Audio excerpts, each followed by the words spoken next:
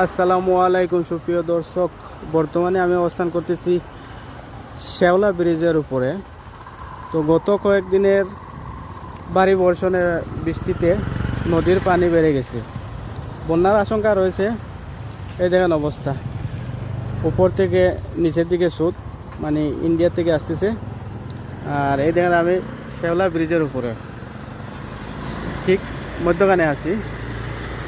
এই দেখেন একটা নৌকা আসতেছে দূরে, কিসের নৌকা মনে হয়, বালকেট এটা হইতে পারে। এই দেখেন বন্যার সম্ভাবনা প্রচুর। আর এই যে এটাও বালকেট।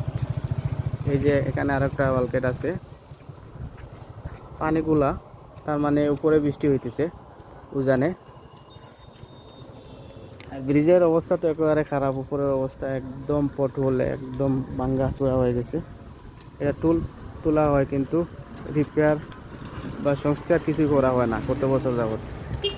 মানে এটা প্রায়